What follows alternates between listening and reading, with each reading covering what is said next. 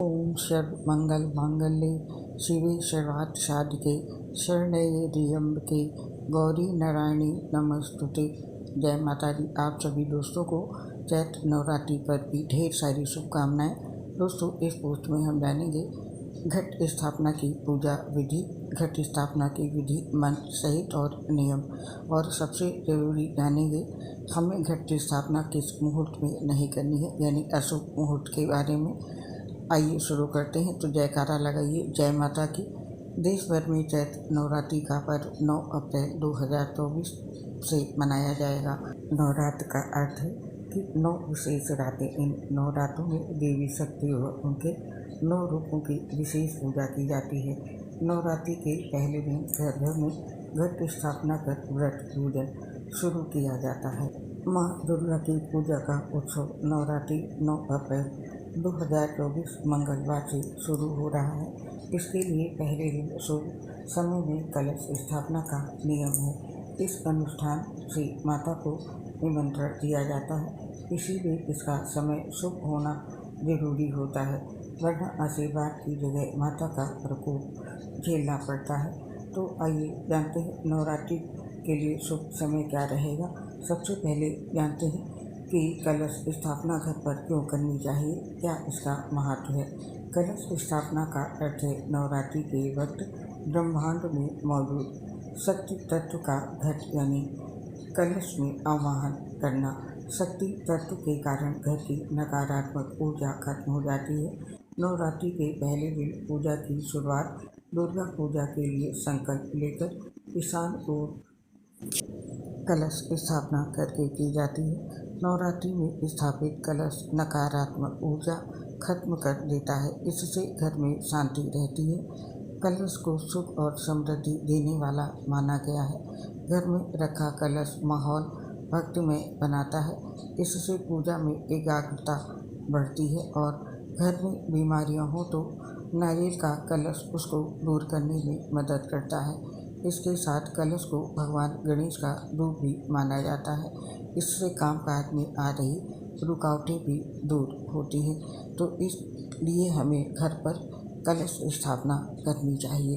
और अब जानते हैं कलश स्थापना हमें किस मुहूर्त में करनी है और किस मुहूर्त को हमें कलश स्थापना के लिए अवॉइड करना है। जानते हैं कलश स्थापना के शुभ और अशुभ मुहूर्त के बारे में। मंगलवार 9 अप्रैल में सुबह 7:32 तक पंचक रहने वाला है। इसके बाद ही घट स्थापना करना शुभ रहेगा, इसीलिए इसके पहले घट स्थापना ना करें। वहीं इसके बाद 9:11 तक अशुभ चौघड़िया रहने वाला है, इसीलिए घट स्थापना के लिए इस समय का भी त्याग करें। इसके बाद शुभ चौघड़िया 9:12 से लेकर के 10:47 तक है। इस दौरान आप चाहें तो घट स्थापना कर सकते हैं। वैसे घट स्थापना सर्वोत्तम मुहूर्त 11:57 से लेकर के 12:48 तक रहेगा। ये समय अभिजीत मुहूर्त कहलाएगा। अभिजीत मुहूर्त में कलश स्थापना या घट स्थापना करना शुभ माना गया है। इस समय वैघ्र योग और अश्विनी नक्षत्र का भी संयोग रहने से नवरात्रि पूजा के लिए संकल्प लेना, घट स्थापना, अखंड दीपक का संकल्प लेना आदि कर्म करना उत्तम और शुभ फलदायी होगा। तो ये थे घट स्थापना के शुभ मुहूर्त और अशुभ मुहूर्त। और अब जानते हैं कलश स्थापना की पूजा घर पर कैसे करें, इसकी पूजा विधि। एक तांबे के कलश में जल भरें और उसके ऊपरी भाग पर नाड़ा बांधकर उसे उस मिट्टी के पात्र अर्थात घट के ऊपर रखें। अब कलश के ऊपर पत्ते रखें। पत्तों के बीच में नाड़ा बंधा हुआ नारियल लाल कपड़े में लपेट कर रखें। अब घट और कलश की पूजा करें। फल, मिठाई, प्रसाद आदि घट के आसपास रखें। इसके बाद गणेश वंदना करें और फिर देवी का आवाहन करें। अब देवी देवताओं का आवाहन करते हुए प्रार्थना करें कि हे समस्त देवी देवता, आप सभी 9 दिन के लिए कृपया कलश में विराजमान हो। आवाहन करने के बाद ये मानते हुए कि सभी देवतागण कलश में विराजमान हैं, कलश की पूजा करें। कलश को टीका करें, अक्षत चढ़ाएं, फूल माला अर्पित करें, इत्र अर्पित करें। और अब जानते हैं घर पर कलश स्थापना या घट स्थापना कैसे करें। जानते हैं कलश यानी घट स्थापना की सबसे सरल विधि। नवरात्रि में कलश स्थापना देवी देवताओं के आवाहन से पूर्व की जाती है। कलश स्थापना करने से पूर्व आपको कलश को तैयार करना होगा। इसकी संपूर्ण विधि इस प्रकार है। सबसे पहले मिट्टी के बड़े पात्र में थोड़ी सी मिट्टी डालें और उसके ऊपर जवारे के बीज डालें। अब इस पात्र में दोबारा थोड़ी मिट्टी और डालें और फिर बीज डालें। इसके बाद सारी मिट्टी पात्र में डाल दें और फिर बीज डालकर थोड़ा सा जल डालें। ध्यान रहे इन बीजों को पात्र में इस तरह से लगाएं कि उगने पर ये ऊपर की तरफ उगें, यानी बीजों को खड़ी अवस्था में लगाएं और ऊपर वाली लेयर में बीज अवश्य डालें। अब कलश और उस पात्र की गर्दन पर मौली बांध दें, साथ ही तिलक भी लगाएं। इसके बाद कलश में गंगा जल भर दें। गंगा जल भरने के पश्चात अब इस जल में सुपारी, इत्र, दूर्वा घास, अक्षत और सिक्का भी डाल दें। अब इस कलश के किनारों पर 5 अशोक के पत्ते रखें और कलश को ढक्कन से ढक दें। अब एक नारियल लें और उसे लाल कपड़े या लाल चुन्नी में लपेट लें। चुन्नी के साथ इसमें कुछ पैसे भी रखें। इसके बाद इस नारियल और चुन्नी को रक्षा सूत्र में बांध दें। तीनों चीज़ों को तैयार करने के बाद सबसे पहले ज़मीन को अच्छे से साफ करके उस पर मिट्टी का जौ वाला पात्र रखें। उसके ऊपर मिट्टी का कलश रखें और फिर कलश के ढक्कन पर नारियल रख दें। आपकी कलश स्थापना संपूर्ण हो चुकी है। इसके बाद सभी देवी देवताओं का आवाहन करके विधिवत नवरात्रि पूजन करें। इस कलश को आपको 9 दिनों तक मंदिर में ही रखे देना होगा। बस ध्यान रखें कि सुबह शाम आवश्यकता अनुसार पानी डालते रहें। और अब जानते हैं घट स्थापना करते समय हमें किन किन बातों का विशेष रूप से ध्यान रखना है। घट स्थापना करते समय जब हम नारियल स्थापित करते हैं उस समय हमें कुछ बातों का विशेष ध्यान देना है। इसके बारे में जानते हैं। नारियल का मुख वाला भाग जिस तरफ नारियल पर काले निशान होते हैं सदैव आराधक की ओर होना चाहिए। कलश स्थापना में नारियल का मुख नीचे की ओर रखने से शत्रुओं की वृद्धि होती है और नारियल का मुख ऊपर की ओर रखने से रोग सताते हैं और नारियल का मुख पीछे की ओर होने से धन का नाश होता है।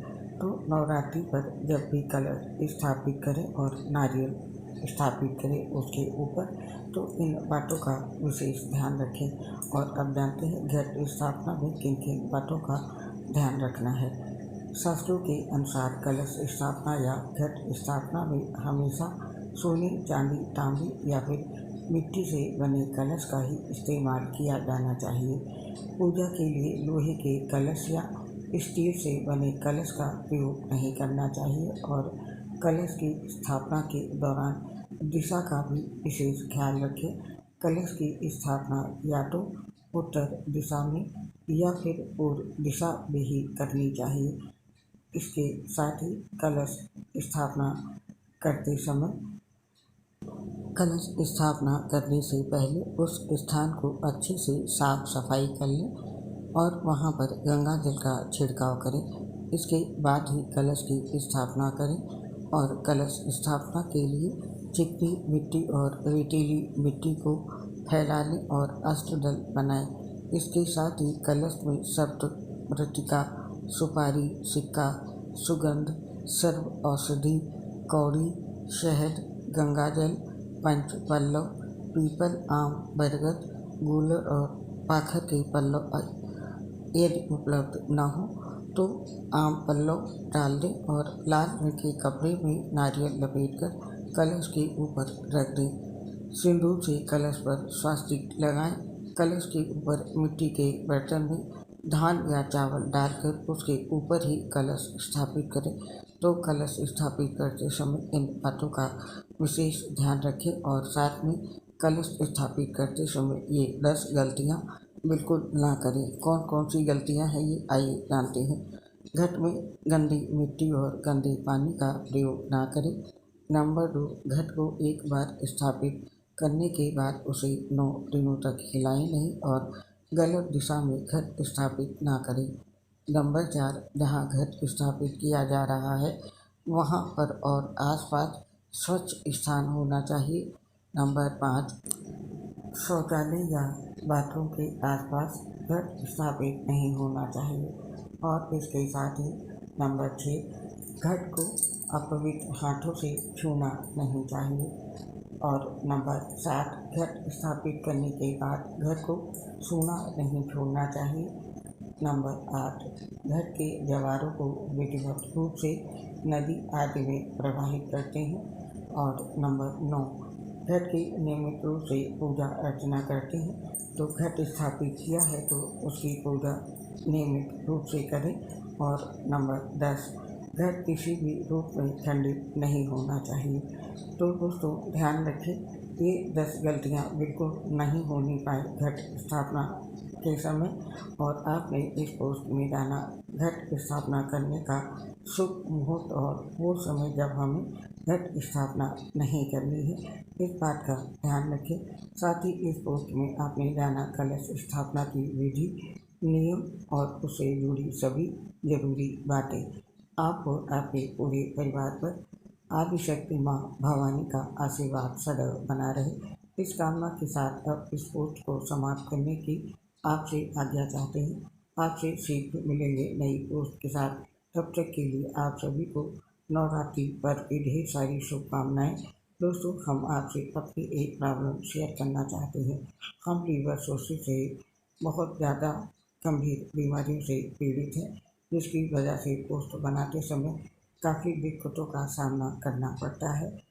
आवाज़ सही नहीं आती है क्योंकि सांस फूलती है और ये एक ऐसी स्वास्थ्य समस्या है जो हम ठीक नहीं कर सकते हैं। तो इसके लिए हमें क्षमा कर दें और अपना सहयोग हमारे साथ बनाए रखें। उम्मीद करती हूँ आप सभी साथी हमारा सहयोग जरूर करेंगे। इसके लिए आप सभी साथियों का हृदय से बहुत बहुत धन्यवाद। जय श्री राधे कृष्ण, राधे राधे, जय माता दी।